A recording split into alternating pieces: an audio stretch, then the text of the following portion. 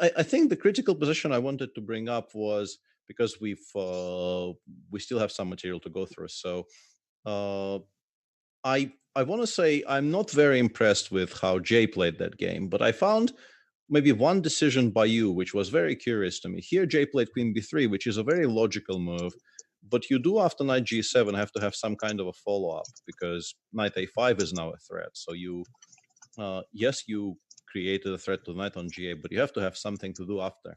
And he followed up with this very strange maneuver of check, bishop H5, creating a threat of mate in 1, G6, bishop H6 check, king E8, bishop G7, which to my eyes feels like basically he is sort of, he's creating very immediate like one move threats, which are not even very difficult for you to stop. You know, it's a very strange sequence because he is not really even setting you very difficult traps.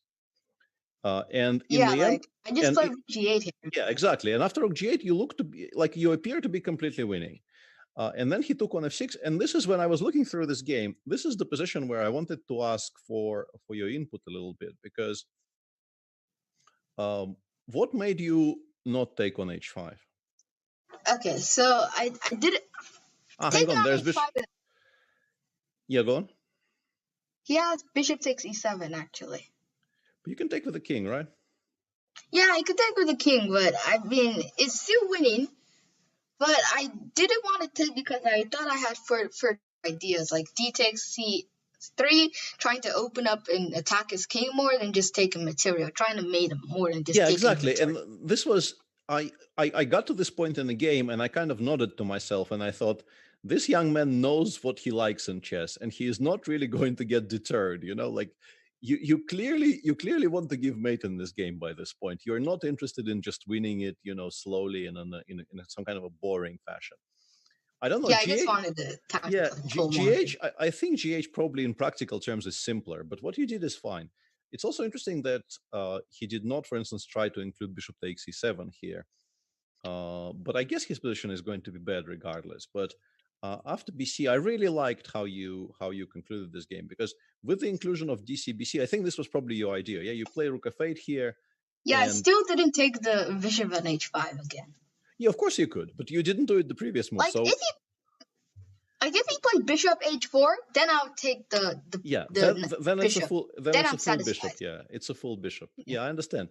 But it was just such, you know, refreshing approach to the game, because yes, you might be winning with most normal moves you can make in this game, but when you play DC-BC rook f8 here, you're sort of declaring that you're really out for blood, and I thought that was very nice. I thought that was a very fresh approach. Queen c5 is not a good move. I don't know why, but it looks the weaknesses is just. Yeah, I mean, if this is not I mean, you are probably basically winning regardless what you do. You can go bishop b6 back, and then bishop e6 is somehow the best move. Bishop e6, castle queen side. But I mean, your position is so good that I think it will be very difficult to spoil. So I just want to show the viewers how the game concluded, because there's really not very much to discuss anymore. I think the game was basically finished when your opponent in this position decided on this whole strange idea of queen b3, bishop f7, bishop h5, which really isn't very good. But after queen c5, Jay played a knight d2, queen e3. I guess maybe he was supposed to go king d1 or something, but his position looks bad. Yeah. And after king f1, you conclude. No, king d1 also loses. If you play king d1, I just take the knight. Or I could play queen e1 and take the rook. Yeah, queen a1 also wins on the spot. Yeah, I think you're just winning, honestly. I don't think there's very much to discuss. But I like how, once again, you can take the knight here and just win technically, but instead you went for this line. At this point, he resigned. After queen d2, he actually resigned the game. Okay. Yeah, I was wondering if he actually allowed you to give this mate on the board. Yeah, I just want to show that it'll be made like this. Yeah, it's a nice construction, and generally it's a well played game. But like my two biggest takeaways from this game were basically that like you just played it much better than he did, and B, you played it in a very, very aggressive fashion against somebody who you have objective reasons to respect as a chess player. and I thought Yeah. it was a like it's a very welcome sign when somebody is not really frightened or intimidated by playing people who are supposedly stronger than they are. Okay, so we have two more. Let's look at the wide game for a change. So let's pick it up somewhere around, I don't know, somewhere from here. Yeah, if you can see my screen. So this looks Londonish. Yeah.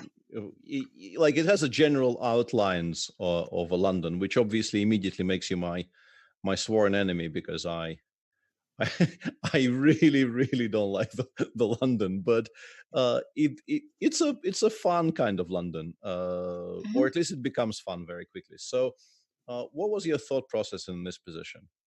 And I wanted to blockade the b5 square at this point. I was thinking about playing e4 and try to open up the position, but I had two ideas, e4 and queen b5. I chose to play queen b5, but I missed a4. a4 is a very good move here. I was Because of wondering rook what b5. the point of queen b5 was. I thought you were trying to stop knight c6, which I think Yes, is I was trying to just blockade, but I missed a4. a4 is a very good move here. But I have b4. It is something. Like b4 and c4. My queen is trapped, but there's no way for him to attack it. Not immediately, yeah, but I would be, Not immediately. this is a kind of a scary situation, because if at some point something like knight e8, knight c7 happens, it will be kind of painful. So yeah, a4 is an important resource here, but Ellen instead played knight h5, which I think is also a sensible decision, kind of trying to undermine your position in the center. And the move you made here is like not even the one move you made here, but the sequence of moves you made here is actually quite striking. I thought, once again, it shows imagination, which is a very good quality. And also, like, I would be really worried to play g3 here, because this bishop on f4 now looks like it might get corralled and captured in later positions. Did you consider anything else? No, I didn't want to lose a pawn and lose the game quickly, so I played g3, and after she played f6, I was a bit worried because I thought she had some e5, and I'm just completely in a busted position. I played knight g4 here, the only move, and then e5 played, and he took, and then I was thinking, I was like, bishop g5, I was like, oh, come on, what did I do to this position? And then I found queen d3, which was Can I stop you there for a second? So you're saying knight g4 is the only move in this position? I think. So, like, if we put it on some kind of a more normal looking square, you think e5 is very strong, or why do you think this is so bad? I mean, I think e5 is strong because takes bishop g5. Yeah, bishop g5 doesn't really look right. If you do, oh yeah, you could still go queen d3. But then I guess knight f6 is much stronger than it is in the game. Yeah, then, because so this is maybe the reason why the knight needs to be on g4, I guess. Yeah. Yes. Because I mean, I have to say that, like, this setup with the bishop on f4 and the knight on g4, it just looks disgusting. Yeah, it looks. Yeah, this is a very nice word for it, because honestly, like, neither of those two pieces have any squares. Like, if something goes wrong here, it will go so badly wrong that you will never recover. But how far did you calculate when you played this? Because, like, five moves. I played knight e4. All I saw was, okay, it's the only move. Knight e3 wouldn't work. I lose a piece. I mean, knight f3 would work. Knight e3 just goes e5. Yeah, this is not good. This bishop will get bishop g5 and h6. Just h6 and g5. Yeah, no, it's just not very good. Yeah, and knight f3 e5, as we discussed, is also not very attractive. Yeah. So hang on a second. I understand that there is still an exciting game to follow, but I wanted to ask you. So, when you played g3, did you already think you will have to go knight g4? Like, considering that knight g4 seems to be the only move, much of this calculation has to be done when you're playing g3, right? Yes. Because if you don't have a good reply to f6, g3 cannot possibly be the right way to play here. Yeah, after f6, I knew I had to play knight g4. I played knight g4 like 5 minutes, just to make sure everything is okay. Mm-hmm. He played, at this point, I had no calculation or no follow-up. All I had, after he played e5 and I take f takes, all I had was bishop g5, and I could somehow hide my bishop on h4 and still be in a crummy position, even so. I had h6, and then if, because you have knight like h6. h7. Yeah, this like, no, king h7 doesn't work, because you have, I thought this would just be like, okay for me. Yeah, Mm-hmm. queen d3 happens, that's why. Mm-hmm. So, I mean, at this point, I didn't have much to really have. Like, he's played queen d7 and stuff to like trade the queens. I think if you have to play bishop g5 here, your position is not really very good for, I think, probably not the best. So, more than one reason. Yeah, but then like, I played queen d3, which turned the game around. Yeah, this is a very, very nice move. But I wanted to ask you, like, you found it when you got here, or you saw it when you played g3? Like, when was the moment that you realized you have this option? I found it after she took on e5. So we got here. It was just a one move thing. Mm-hmm. Because it's a very, very nice tactical shot. Go on. Yeah, after e takes f4, I just want to show the video. After e takes f4, he played on, I go queen takes d5, and after king h8, I do not, you might think you could want to take the rook, but I just want to take his knight on h5. And I think this is better, Yeah, I just have a good position. My knight is okay. My knight is coming to d4. I have two open lines, the e file and the d file. It's just a better position. You also you could take the rook. Yeah, I think you could, but I think from a practical viewpoint, I think queen takes h5 is probably simpler. It's just better. Yeah, and you're just a pawn up as well. Your position is very nice, but you're also you won a pawn in the process. So yeah, queen d3 is a very nice tactical shot. And Ellen, I think the biggest problem for Black is that suddenly her center is overloaded. You would like to play something. You would like to play something like queen f7. Yeah, bishop takes e5. Yeah, exactly. You can't go queen c6, bishop takes e5. So she more or less had to play d5, d4 here. And then you played bishop g5, and the difference between this position and this position is just so huge, because it's like you got a tempo. It's a tempo, but also d5, d4 is not really the move Black wants to be making, because now you have knight e4. Now you have all kinds of additional opportunities which weren't there in the position. So yeah, I think it's a very nice tactical shot by you. I just wanted to, like, I was interested in how far were you trying to calculate earlier? Because as I said, for me, when I see this position, and maybe I could convince myself to play g3, but I think for me, I would need to calculate quite some way into the future to convince myself that this is playable.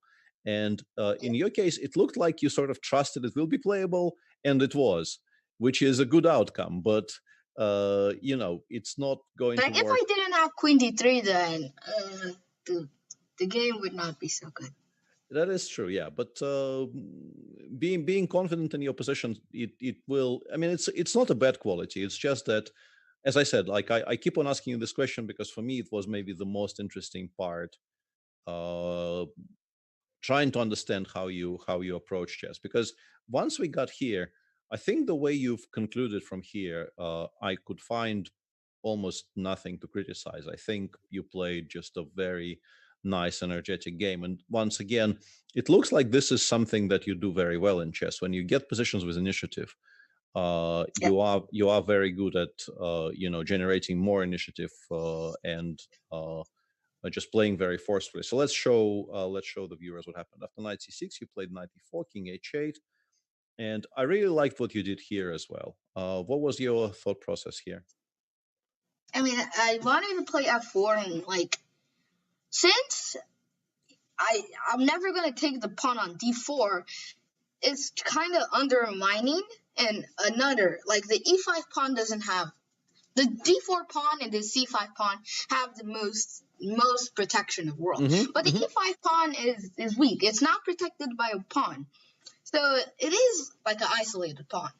basically. Yeah, and also, it kind of connects your pieces. It potentially opens up files for this rook on f1. I thought it was a very good idea. I have a feeling, once again, I didn't try to check, but I have a feeling Ellen probably could have defended slightly more tenaciously. But once again, Actually, f4 is still winning.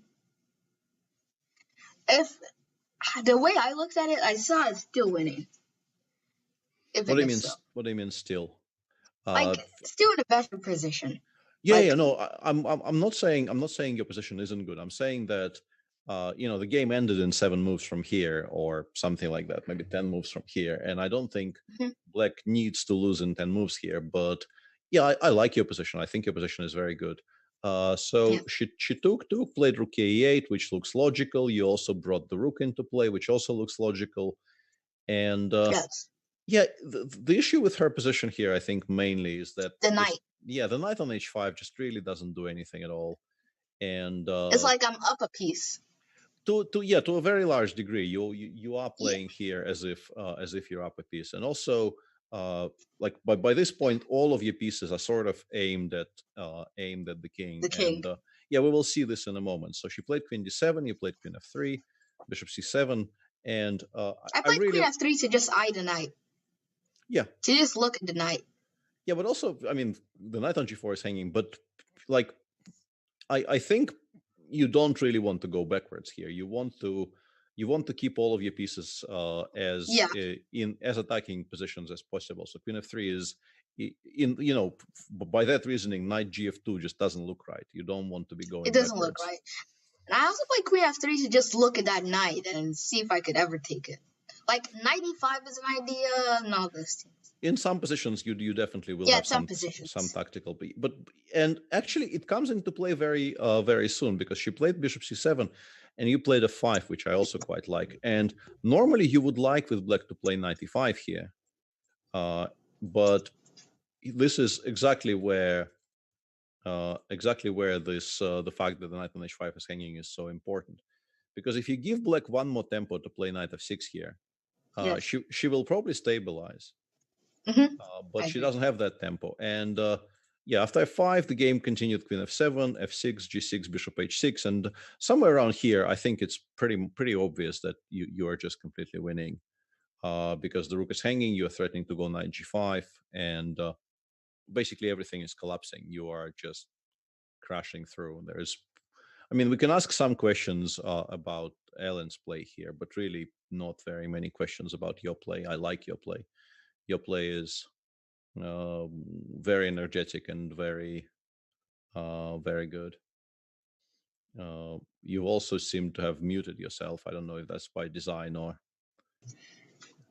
my air conditioner is on. Okay, fair enough. I've just making sure, because so yeah, that's game 2, and we have one last game to take a look at. That's a game you played against Derek Meredith, and we're also starting from, I guess, somewhere around here. And I wanted to ask you, like, were you satisfied? Huh? You can move like 2 moves back. 2 moves back is fine. Okay, yeah, sure. That's that.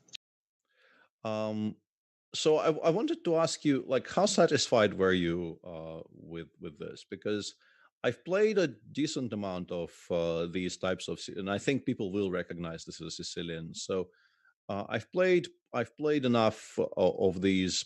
Maybe not exactly this Sicilian, but Sicilians like this, to have some opinions.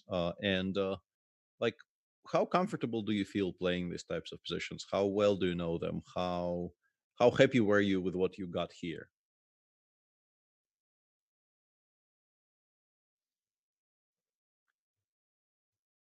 Still muted though.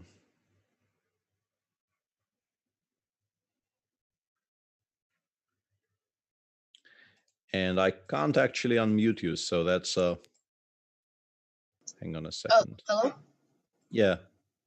Oh, I said that I didn't like the pawn structure, because after f4 I didn't want him to play e5, so I went e5 myself. That's very fair. I think if you want to If you want to fight sort of for control of the center, you are often expected to play e5 here. But the issue is you will be slightly underdeveloped. In this particular position, I think you are definitely underdeveloped. And yeah, I don't want to keep telling you this, but I really do want to know what you think. And you have, for some reason, have muted yourself again. So. And I actually do want to know what you think about this. So your opponent took, and did you, for instance, consider going knight d7 here? Like, what was your thinking process here?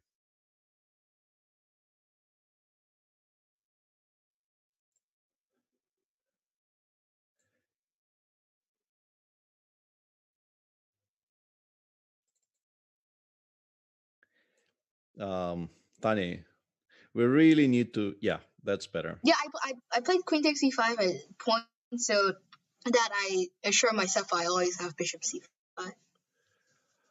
Yeah, that's fair. Like, the one thing I wanted to say is that probably the biggest reason you are potentially in trouble here is that there is no way for you to make sure that you take on e5 with the knight. Like, you cannot play knight g4 because the square is controlled. And I think if you could play knight d7, it would be a reasonably interesting move. But I think after e6, you're probably in trouble. Yeah. It is specifically the move e5, e6 here which worries me, because let's say if white makes some kind of a non-move like king h1 and you take with the knight, you are instantly very happy about things. Yeah, very happy. The knight controls everything. The bishop will come out to e6, then the other one will go to e7. You are just very happy. And in the game after queen e5, I think your opponent actually played a very smart move here. He played king h1, sidestepping bishop c5 counterplay. And I think this position is actually quite risky for you. I think you probably are in at least some trouble here. So how did you approach? Like, first of all, as somebody who, as a kid, I was constantly in trouble in the openings because I didn't really know very many openings. So I want to ask you, like, how used are you to the situation where you haven't equalized as black? Does it happen often? Does it happen, like, how well do you operate in these types of situations? I operate very well, so I love the opening because it's where you get every of your pieces started and where the game is going to head. Like, the opening is where the game is heading. It's not the middle game or the end game. Sure, no, I understand, but like, how much experience do you, like, at your current level? I don't really know. I can see that, let's say, even the viewers on the screens can see your rating currently is, it says 2059. You are clearly stronger than that. This is, I mean, kids your age. Yeah, my it says my USCF. I don't know. Is it an unofficial rating or something like that? It says it's 2102. It's that's still that's also not your rating. Let me just say that's also not your rating. But what I mean is, I don't really know who you're playing against. So I don't know if the level of your normal opposition is good enough to actually cause you many problems in the opening. Because this is, I think, the first game we've seen today where you definitely are in trouble out of the opening. So does this happen often? It doesn't happen very often. Happens like 100 times a year or something. Whoa. But I mean, how many games do you play then? I don't know. I mean, I don't know, but it doesn't happen very often. Yeah, but okay, then the next question is, like, when you were playing this game, did you feel like you were in trouble, or you felt like things are generally going sort of fine? I felt like I was in trouble. I felt like I was in trouble. And so, if you think you're in trouble, so how do you approach a situation where you don't entirely like what you got out of the opening? I tried to make some moves that would just make my position 0.1% better or something. Just Step, That is one step, one step, one step. that is a very solid approach. Yeah, I like hearing that. And Like if I go for something like, oh, this has like if I go for something like G5, like it's just too risky. It's just too risky. Like Bishop D4, and you completely lose the game. I just try to make it one step better and one step better, and eventually you'll get to equal. fair enough. So let's say in this particular position, what were the options you considered? I mean, G5 you probably didn't really consider because, as you said, Yeah, I it would just definitely loses Bishop to D4. Bishop D4 straight away. So yeah, that's not a thing. I mean, at this point, I guess my first idea was C5, trying to stop Bishop D4. Then my second idea was Bishop C5, trying to stop Bishop D4. Yeah, And if he goes Bishop F4, yeah, he does go Bishop F4 and then starts yeah, pushing then with maybe pushing I with could go E5. Queen E7 or something. I didn't like it, but my other idea was just to go Bishop E6 and stop any attacks from like my king, like E5, E6 ideas. Because if he goes Bishop D4, which he played, I go Queen G5 and something. But I guess if he goes Bishop F4, then I was thinking I go Queen C5. Yeah, that's the only move. I think this is probably where he could have created some issues for you, some kind of a line starting from here, and then probably E5, knight D5, and then maybe some knight E4. Yeah, something like that. Some knight E4 ideas. You have some queen D4 ideas in reply, but it looks like it might not be all that great for you if your opponent continues to play well. What he's done in the game is also kind of sensible, but I think it bails you out a little bit. He played Bishop D4, to which you of course replied Queen G5. Once again, I think why go back when we can stay on slightly more active squares? Just one step better. Yeah. Yeah, and like a very interesting point. I got this game with what I think are your annotations, right? Yes. And you mentioned in the annotation that there was this option to play Bishop C5 here. So when you were choosing whether to play Bishop C5, which is definitely a very playable move in this position, or to play Queen E5, which is a move that you played, like what were you basing your choice on? Like, why did you choose Queen E5 over Bishop C5? Bishop C5, I was choosing because after Queen takes F6 and Rook takes F6, I have Bishop D4, and my two bishops are very active. That was my first plan, and that was the first kid I saw. I think it's a very sound idea, honestly. Yeah. Yeah, and I have B4 ideas, attacking the knight and trying to trap it on the end. And my second idea, why I play Queen E5, I just want to undouble my pawns. And plus, I already assured myself I have the bishop pair already. So there's no, like, it's not much to worry about. His king is on H1, which gives you a hint because the pawn on H2 is very weak.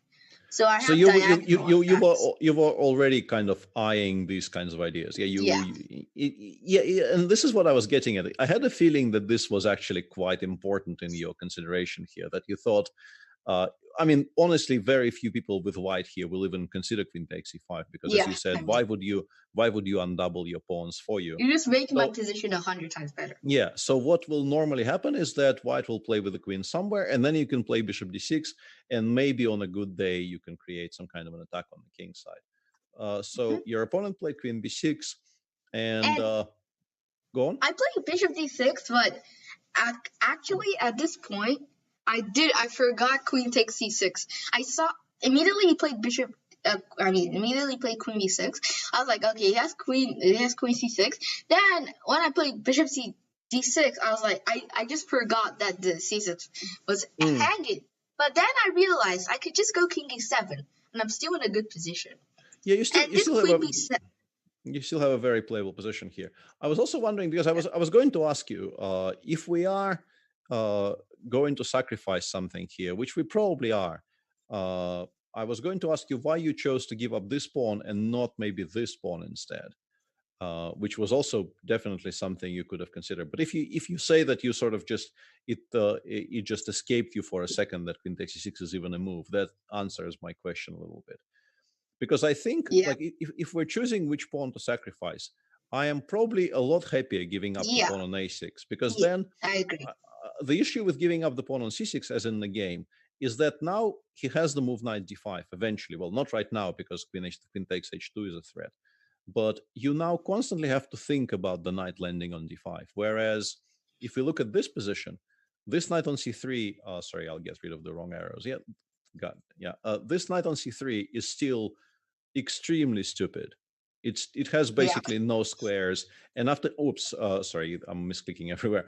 And after g3, you could maybe even consider just playing h5, h4. Yeah, that was my idea. And just giving mate on the king side. So I thought rook c8 was quite sensible, and I wanted to ask you why you chose not to do it. But your explanation is unusual, but I will I will accept it.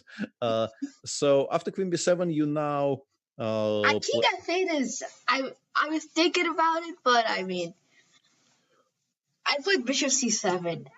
King f8 is winning, but yeah, the point being that after queen a8, we go king g7, we attack the queen. So he probably has to take and play g3, and something like b4 is probably very strong. Yeah, I guess. Yeah, or h5 or h4. H5, h4 also looks very very attractive. So yeah, after bishop c7, your opponent finally has to spend a tempo on g3.